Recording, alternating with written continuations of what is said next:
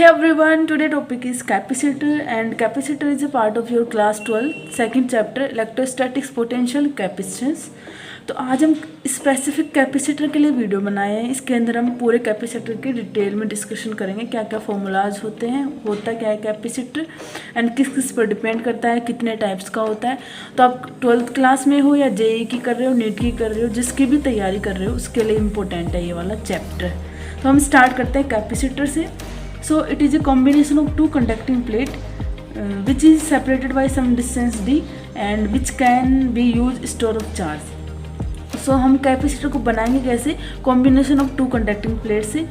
And use of capacitor is the store of charge and the capacity to store the charge is capacitance and denoted by capacitance is C and C equals to Q by V।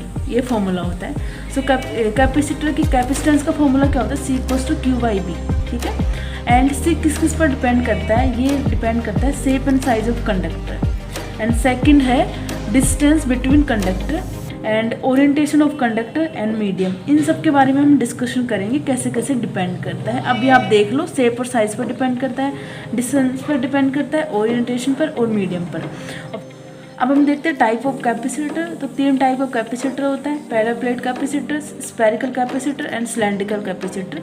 और आपके syllabus में जो full detail दिया हुआ है वो parallel plate capacitor के बारे में दिया हुआ है। इनका तो सिर्फ कैपेसिटेंस का फॉर्मूला ही अपने को ध्यान रखना है, ठीक है। सो पैरेलल प्लेट कैपेसिटर क्या होगा? आपके पास 2 कंडक्टिंग प्लेट है, ठीक है। इस पर चार्ज Q है, इस पर -Q है, इनका एरिया A है, दोनों के बीच में डिस्टेंस D है। तो आपको पता है कंडक्टर होता है, उसकी वजह से जो इलेक्ट्रिक फील्ड होता है वो क्या होता है? Equals to sigma by epsilon naught. और इस सिग्मा बाई एप्सिलॉन नोट क्या होता है? जो आपकी यूनिवर्स में जो चार्ज होगा ना, उन सब की वजह से होता है, ठीक है। तो यहाँ से सिग्मा क्या होगा? Q बाई A होता है। और पोटेंशियल एंड इलेक्ट्रिक फील्ड में रिलेशन क्या होता है? Delta V equals to ED होता है। सो V क्या हो जाएगा? E क्या है? Sigma by epsilon note. Sigma की वैल्यू पुट करोगे तो Q by A epsilon note multiply D। तो अब हम इसको रीअरेंज करेंगे। C क्या होता है? Q बाई B, तो Q बाई B तो A epsilon note divide D। तो जो पैरेलल प्लेट कैपेसिटर है उसका जो कैपेसिटेंस का फॉर्मूला क्या होता है? C equals to A epsilon naught by D। अब यहाँ पर देखो C किस किस पर डिपेंड कर रहा है? एरिया पर डिपेंड कर रहा है एंड डिस्टेंस पर डिपेंड कर रहा है। और एप्सिलॉन नोट क्या है? एयर के लिए आता है, ठीक है। तो यहाँ पर आपको पता चल गया कि जो कैपेसिटेंस जो मैंने बताया था किस किस पर डिपेंड करता है? शेप एंड साइज पर करता है, डिस्टेंस पर करता है एंड ओरिएंटेशन पर करता है और मीडियम पर डिपेंड करता है, ठीक है। अब हम चलते हैं सेकंड, स्फेरिकल कैपेसिटर। सो स्फेरिकल कैपेसिटर में क्या होगा? देखो स्फेरिकल कैपेसिटर मतलब स्फेरिकल टाइप का हम कैपेसिटर बनाएंगे। तो यहाँ पर स्फेरिकल साइज ले लिया, 2 प्लेट ले लिया जिसका R1 डिस्टेंस है और A R2 डिस्टेंस है। और हमने बाहर वाले जो स्पेयर है उसको हम ग्राउंड कर दिया। तो इसकी वजह से जो कैपेसिटेंस का फॉर्मूला क्या आएगा? C equals to 4 pi epsilon naught R1 R2 divide R1 minus R2। अगर ये है सेकंड केस, ये है कि हमने जो बाहर वाला स्पेयर था उसको हमने इनफाइनाइट पर रख दिया, तो उसके लिए जो कैपेसिटेंस का फॉर्मूला आएगा C equals to 4 pi epsilon naught R आएगा। एंड थर्ड केस में क्या हो रहा है? हमने जो अंदर वाला जो स्पेयर था हमने उसको ग्राउंड किया है। तो यहाँ पर जो फॉर्मूला आएगा कैपेसिटेंस का वो क्या आएगा? 4 pi epsilon note R2 square divide R2 minus R1। ये आपको याद रखने हैं तीनों केस, ठीक है। अब हम चलते हैं सिलेंड्रिकल कैपेसिटर। सिलेंड्रिकल कैपेसिटर, सो इसमें क्या हो रहा है? आपको जो कैपेसिटर है वो सिलेंडर टाइप का दिख रहा है। तो इसके लिए जो कैपेसिटेंस का फॉर्मूला क्या होगा? C equals to 2 pi epsilon naught L। L क्या है? सिलेंडर का लेंथ है and Ln R2 divide R1 and R2 क्या है?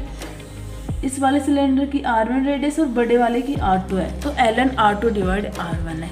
तो सिर्फ आपको फॉर्मूला याद रखना है स्फेरिकल का और सिलेंड्रिकल का। अब हम देखते हैं कि अगर हम जो पैरेलल प्लेट कैपेसिटर था अगर हम उसको डाइलेक्ट्रिक मीडियम रख दें उसके अंदर तो क्या इफेक्ट होगा। तो सबसे पहले देख लेते हैं डाइलेक्ट्रिक क्या होता है? जो इंसुलेटर होता है। तो अब पहले आपको ये पता होना चाहिए, प्रॉपर्टी देखते हैं। सेम कंडक्टर क्या होता है? अगर हम कंडक्टर पर इलेक्ट्रिक फील्ड अप्लाई करते हैं तो क्या करता है? वो खुद के अंदर इलेक्ट्रिक फील्ड 0 कर देता है, ठीक है। तो E epsilon naught equals to E by infinite. देखो इलेक्ट्रिक फील्ड 0 कब होगा? जब आपका K वैल्यू है जो डाइलेक्ट्रिक कांस्टेंट आता है जो कंडक्टर के लिए, अगर वो इनफाइनाइट होगा तभी तो अपना इलेक्ट्रिक फील्ड इसके अंदर 0 होगा। अब डाइलेक्ट्रिक भी सेम काम करता है, वो भी क्या होता है, उसके अंदर हम इलेक्ट्रिक फील्ड अप्लाई करते हैं तो वो अपने अंदर इलेक्ट्रिक फील्ड को कम कर देता है, और जो इलेक्ट्रिक फील्ड होगा डाइलेक्ट्रिक के अंदर वो क्या होता है, E/K होता है। एंड K क्या है, एक डाइलेक्ट्रिक कांस्टेंट है, और यहाँ जो K है वो ही क्या है, रिलेटिव परमिटिविटी भी बोल सकते हैं। तो कहीं आपको εr दिख जाए, K दिख जाए तो ये सेम है, ठीक है, इसको याद रखना है, कन्फ्यूजन नहीं हो रहा है, K और εr लगभग सेम है, ठीक है। अब हम देखते हैं कि जो अगर हमने डाइलेक्ट्रिक स्लैब है जो कैपेसिटर के अंदर पुट कर दी तो क्या इफेक्ट होगा। देखो इसके लिए दो केस है अपने पास, आइसोलेटेड कैपेसिटर है, दैट मीन्स हम उस पर कोई वोल्टेज मतलब अपना जो वोल्टेज है वो अप्लाई नहीं कर रहे। अब यहाँ पर क्या कर रहे हैं, कैपेसिटर कनेक्टेड विद बैटरी, हम उस पर एक बैटरी अप्लाई कर रहे हैं, तो क्या डिफरेंस होगा, क्या क्या हमने यहाँ पर इंसुलेटर रख दिया और यहाँ पर रख दिया। तो आइसोलेटेड कैपेसिटर है, इसका मतलब इसका जो चार्ज होगा वो सेम रहेगा। तो ये देख लो, आपका जो चार्ज है क्यू डैश क्या है, जब हम उस पर डाइलेक्ट्रिक मीडियम भर दिया तो उस टाइम पर जो जो चीज़ें होंगी उनको हम क्यू डैश से डिनोट कर रहे हैं। और अगर यहाँ पर वैक्यूम होता, एयर होता, तो हम उसको सिंपली सी से डिनोट कर रहे हैं या फिर ई से। तो देखो इन आइसोलेटेड कैपेसिटर के अंदर हमने अगर डाइलेक्ट्रिक मीडियम रख दिया, देखो पूरा रखा है, जो डिस्टेंस है इतना ही हमने इस पर डाइलेक्ट्रिक फिल कर दिया है। तो यहाँ जो कैपेसिटेंस होगा उसका फॉर्मूला क्या होगा, C=KC आ जाएगा। इलेक्ट्रिक फील्ड E/K से डिनोट होगा, एंड जो वोल्टेज होगा वो V/K से, एंड जो एनर्जी स्टोर होगा वो U/K होगा, एंड एनर्जी डेंसिटी ED/K हो जाएगा, एंड फोर्स होगा वो सेम रहेगा, फोर्स में कोई चेंज नहीं होगा और चार्ज में कोई चेंज नहीं होगा अगर आइसोलेटेड कैपेसिटर के अंदर हमने डाइलेक्ट्रिक मीडियम भर दिया। तो अगर हमने कैपेसिटर को बैटरी से कनेक्ट कर रखा है और फिर उसके अंदर एक डाइलेक्ट्रिक मीडियम भर दिया तो क्या होगा, कैपेसिटेंस चेंज होगा KC से, इलेक्ट्रिक फील्ड में कोई चेंज नहीं होगा, क्योंकि वहाँ पर देखो जो आपका वोल्टेज है ये चेंज नहीं हो रहा, तो इलेक्ट्रिक फील्ड भी चेंज नहीं होगा, ठीक है। चार्ज चेंज होगा यहाँ पर KQ, U dash energy store भी चेंज होगी, एनर्जी डेंसिटी भी चेंज होगी और फोर्स भी चेंज हो जाएगा। तो ये आपको ये दोनों डिफरेंस अच्छे से याद रखना है, ठीक है। अब हम चलते हैं कि अभी हमने फुल किया है पूरा, डी डिस्टेंस तक हमने पूरा इसको फिल किया है। अगर मैं यहाँ पर एक टी आपकी विड्थ की अगर मैं कोई डाइलेक्ट्रिक मीडियम रख दूँ यहाँ पर, तो यहाँ पर जो कैपेसिटेंस का फॉर्मूला क्या होगा, देखो C क्या होता है, A∈0/D, D क्या होता है, जो डिस्टेंस होता है एयर वाला। अब यहाँ पर डाइलेक्ट्रिक मीडियम भी आ गया तो क्या होगा, A∈0। अब यहाँ पर ये देखो एयर वाला, एयर में जो डिस्टेंस है वो क्या है, T क्या है, मीडियम की है, और बची हुई डिस्टेंस क्या है, एयर की है, तो D-T। और एयर का जो डाइलेक्ट्रिक कांस्टेंट होता है वो 1 होता है, एंड मीडियम का क्या है आपका T मोटाई है, एंड डाइलेक्ट्रिक कांस्टेंट K है। तो इस तरीके से याद रखना है कि अगर T स्लैब रख दिया हमने, T मोटाई की एक स्लैब यहाँ पुट कर दी, तो उसकी वजह से इस पर क्या इफेक्ट होगा, कैपेसिटेंस क्या आएगा, A∈0, D-T एयर वाला डिस्टेंस है, एंड T/K ये आपका मीडियम वाला है। अब हम देखते हैं अगर दो स्लैब रखी हो, डिस्टेंस के बीच में दो स्लैब T1 और T2 की, और εr1 दे रखा है, εr2, या फिर आप K भी ले सकते हो, मैंने आपको बताया था ना εr is near to K, ठीक है, कोई भी ले सकते हो आप। तो यहाँ पर जो C क्या होगा, A∈0 ये ऊपर सेम रहेगा, मैंने बताया था पहले क्या लेना है, एयर का लेना है। तो T1 और T2 को छोड़कर जो डिस्टेंस बचेगी वो एयर की होगी, तो एयर की डिस्टेंस क्या हो जाएगी, D-T1 + T2, एंड T1 के लिए जो εr है जो A है, और T2 के लिए εr2 है, तो T1/εr1, T2/εr2, ठीक है।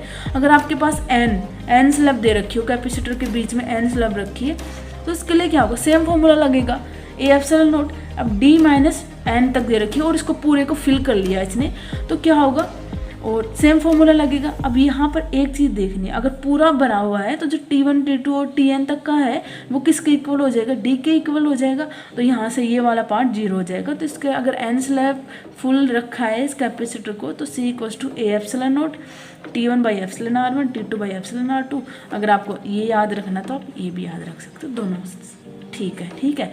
अब हम चलते हैं, आपका टॉपिक इंपॉर्टेंट टॉपिक है एनर्जी स्टोर इन कैपेसिटर या फिर energy density in electric field, ठीक है। कितना एनर्जी स्टोर करता है उसका क्या फॉर्मूला होता है। तो इसके लिए क्या होगा, इलेक्ट्रोस्टैटिक एनर्जी ऑफ कैपेसिटर, आप इसको ये भी बोल सकते हो। तो इसमें दो आपके पास कैपेसिटर है, एक कैपेसिटर प्लेट दे रखी है प्लस क्यू की, माइनस क्यू, दोनों के बीच में डिस्टेंस है, तो कितना एनर्जी स्टोर करेगा, U equals to Q square by 2c, ठीक है। एंड यहाँ ये फॉर्मूला कब लगेगा, जब चार्ज कांस्टेंट होगा। अब चार्ज कांस्टेंट कब होगा, जब हम बैटरी अप्लाई नहीं करेंगे। अब यहाँ पर देखो U equals to 1/2 CV square, ये कब अप्लाई होगा, जब V कांस्टेंट होगा। यहाँ पर बैटरी को हम अप्लाई करेंगे, जो हमने पीछे केस किया था वो वाला ही है। यहाँ पर बैटरी, नो बैटरी, ठीक है, वो वाला केस है। और ये एक फॉर्मूला ये भी आता है U equals to 1/2 QV।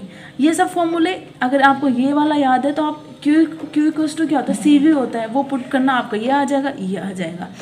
And देखो डेंसिटी क्या होती है, किसी भी चीज़ की डेंसिटी मतलब उसमें अगर वॉल्यूम का डिवाइड कर देंगे तो जो एनर्जी आई थी, अगर हम उसमें वॉल्यूम को डिवाइड कर देंगे तो आपका एनर्जी डेंसिटी क्या आएगा, 1/2 एप्सिलॉन नॉट A स्क्वायर आएगा, ठीक है। तो कैपेसिटर के लिए जो एनर्जी डेंसिटी आती है वो 1/2 एप्सिलॉन नॉट A स्क्वायर आती है।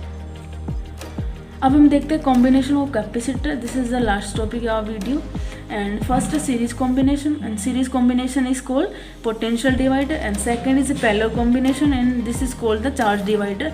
तो इस टाइप का कॉम्बिनेशन दिखेगा तो सीरीज होगा।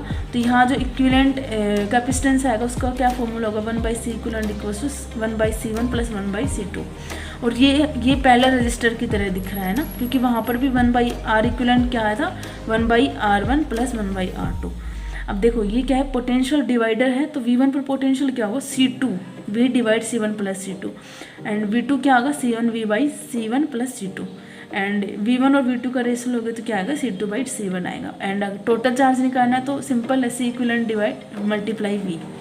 अगर पैरेलल कॉम्बिनेशन है तो ये क्या होगा, चार्ज डिवाइडर होगा, ठीक है। तो यहाँ से इक्विवेलेंट क्या आएगा, C1 प्लस C2 आएगा। अब चार्ज डिवाइडर है तो Q1 चार्ज कितना आएगा, C1Q divide C1 plus C2, and Q2 कितना आएगा, C2Q divide C1 plus C2, and Q1 and Q2 का रेशियो कितना आएगा, C1 डिवाइड C2।